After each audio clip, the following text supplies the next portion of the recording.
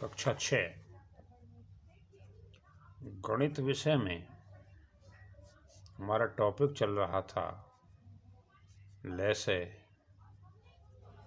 तथा मैसे, लघुत्तम समापवर्त और महत्तम समापवर्तक, LCM और HCF, lowest common multiple, highest common factor. तो प्रश्नावली आपकी है 10F, तो उसी पर आधारित है। तो देखिए, ये कहता है एक प्राथमिक विद्यालय कक्षा 1 में 120, कक्षा 2 में 90 छात्र हैं। इनमें बड़ी से बड़ी समान छात्र संख्या में बांटने पर प्रत्येक समूह में छात्रों की संख्या कितनी होगी? बड़ी से बड़ी संख्याओं के समान ग्रुप बनाने हैं। इसका मतलब ये हुआ कि इसमें 120 का और 90 का में से ज्ञात करेंगे। तो यहाँ भाग विधि से करते हैं। 90 एकम 90 हो गया। ये बचा क्या आपके पास? 30। तो अब पहले वाले भाजक को यहाँ लिख लेंगे, 90 आ जाएगा। तो 30 तिया ये 90 आ गया। इस तरह अंतिम भाजक जो हुआ, नहीं, अंतिम भाजक क्या होता है? में से। कितना आ गया इसका? 30, नहीं। तो प्रत्येक समूह में विद्यार्थियों की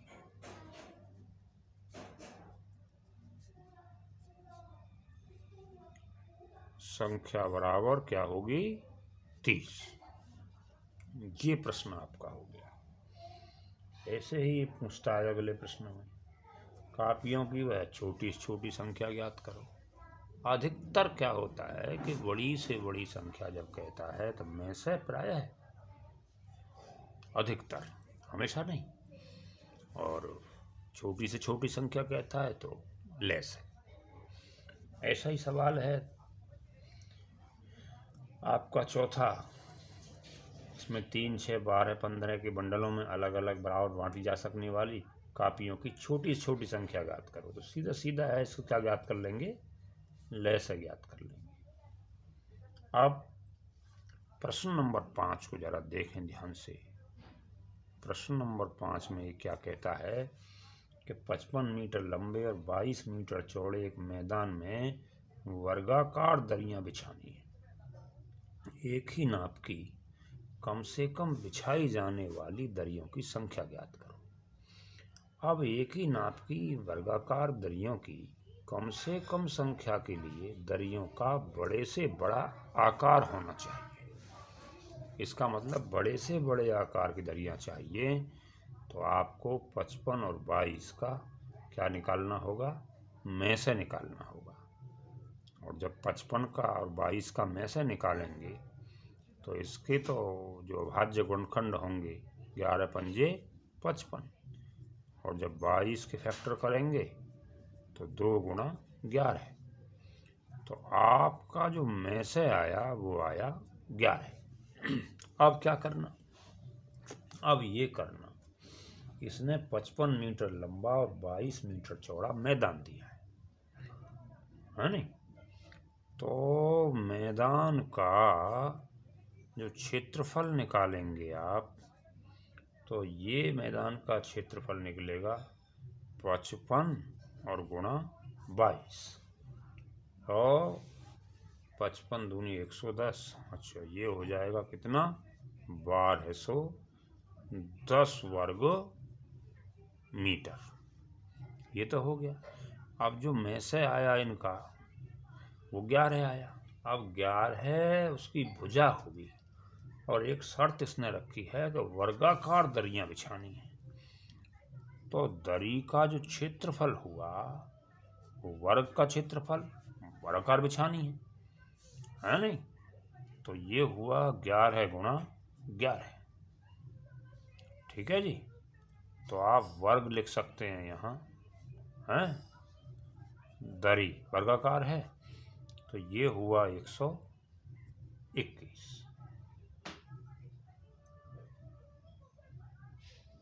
अब 121 वर्ग मीटर एक दरी का क्षेत्रफल आया, ठीक है नहीं। अब दरियों की संख्या कितनी होगी? एक दरी इतना क्षेत्रफल घेर रही है, क्षेत्रफल मैदान का इतना है नहीं। तो दरियों की संख्या आपको निकालनी है, तो दरियों की संख्या बराबर क्या करेंगे? मैदान का क्षेत्रफल और बटे एक दरी का क्षेत्रफल। एक दरी का क्षेत्रफल ये 1210 और ये 121, इससे ये 10 बार कट जाएगा, तो उत्तर क्या आ जाएगा? 10 की संख्या में आपको दरियां बिछानी है। ऐसे ही अगले प्रश्न में कहता है कि 6 घंटी 8वें में एक साथ बजने आरंभ हुई, यदि वो 2, 4, 6, 8, 10 और 12 सेकंड के अंतराल से बजती है तो 30 मिनट में कितनी बार इकट्ठा बजेंगी, है जी। तो इसका मतलब ये हुआ कि एक साथ पुनः बजने के लिए हमें इनका लय निकालना होगा, और जब इनका लय निकालेंगे तो चलो निकाल लेते हैं। ये संख्या है आपकी कितनी? 2, 4, 6, 8, 10, 12, है नहीं। अब इनका लय निकालें। 2 से काटें तो 1, 2, 3, 4, 5 और ये 6 बार, ठीक है साहब। और 2 से काटें तो 1 ज्यों का त्यों रहेगा, यहाँ 1, यहाँ 3 नहीं कटेगा, 2 दूनी 4, यहाँ 5, यहाँ 3 बार कट जाएगा, फिर 2 आ जाएगा तो 1, 1, 3, 1, 5 और ये 3, और फिर 3 से काटेंगे तो 1, 1, 1, 1, 5, 1, और फिर 5 से काटेंगे तो यहाँ पर 1, 1, 1, 1 और 1 और 1। तो आपका जो लय आया इनका, वो लय कितना आया साहब? 2 गुणा 2 गुणा 2 गुणा 3 और गुणा 5। 2 दूनी 4 दूनी 8 तिया 24 पंजे, ये आ गया आपका कितना? 120 आ गया साहब। ये आ गया 120 सेकंड। 120 सेकंड का मतलब ये हुआ, हैं जानते ही हैं आप, तो 120 और बटे 60 अर्थात 2 मिनट। तो ये 2 मिनट पर बजेंगी एक साथ। जब 2 मिनट पर एक साथ बजेंगी तो उसने कहा 30 मिनट में कितने बार बजेंगी, है नहीं। तो 30 मिनट में बजेंगी बराबर 30 बटे 2 अर्थात ये 15 बार बजेंगी। तो इस तरह का प्रश्न है साहब। अब ऐसे ही आपका प्रश्न है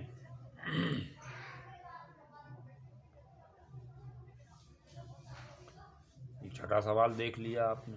200, 250, 3 चक्कर लगाते हैं किसी दिन एक तारे के एक ही ओर एक साथ हों, एक सीध में हों, तो कितने दिनों में वो उसी स्थिति में आएंगे, अर्थात लय से इसका निकल जाएगा। कपड़े के 3 थानों में क्रमशः इतने इतने कपड़ा है, बड़ी से बड़ी नाप का कपड़ा बताइए, फीता बताइए जो तीनों थानों के कपड़ों को पूरा पूरा नाप सके। तो क्या निकाल देंगे इसका? बड़ी से बड़ी माप के लिए क्या निकाल देंगे इसका? मैं से निकाल देंगे, हैं। 9वां प्रश्न जरा देख लीजिएगा। इसमें क्या कहता है? ये कहता है कि एक टोकरी में आमों की एक बालिका 4, 6 और 9 की ढेरियों में सजाती है। एक बालिका है, वो सजा रही है आमों को, 4, 4 आम के गुच्छे बना रही है, 6, 6 के बना रही है, 9, 9 की बना रही है। प्रत्येक बार एक आम टोकरी में शेष रह जाता है। तो बताइए टोकरी में कम से कम कितने आम हैं? इसका अर्थ ये हुआ कि टोकरी में आमों की संख्या इनकी लैसे से एक ज़्यादा होगी, इनकी लैसे से एक ज़्यादा होगी, तो इनका लैसे निकाल करके और उसमें एक जोड़ देंगे तो ये आपका प्रश्न हो जाएगा। ऐसे ही अगला सवाल है आपका, क्या कि चार पहियों की परिधियाँ क्रमशः इतने इतने इतने सेंटीमीटर हैं, कम से कम कितनी दूरी चलने में चारों पहिए एक साथ पूरे चक्कर लगाएंगे।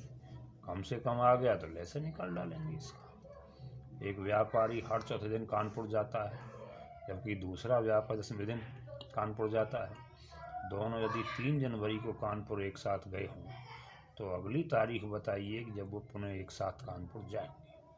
इसका मतलब ये हुआ कि 4 दिन और 10 दिन के लैसे के बराबर समय के पश्चात दोनों व्यापारी पुनः फिर एक साथ कानपुर जाएंगे, तो लैसे निकाल देंगे साहब। 4 दिन और 10 दिन का लैसे, 4 10 का मिले से कितना आ जाएगा, 4 10 का लैसे आपका आ जाएगा 20, तो 20 दिन बाद जाएंगे। 3 जनवरी को गया है तो 20 और 3 23 जनवरी को फिर जाएंगे। तो इस तरह से इस अभ्यास को आज आप पूरा कर लेंगे। अगली वीडियो में अगला अभ्यास आपको कराया जाएगा। प्रश्नों को ध्यान से करें, और कोई समस्या होगी तो मुझसे कांटेक्ट करके पूछ लें।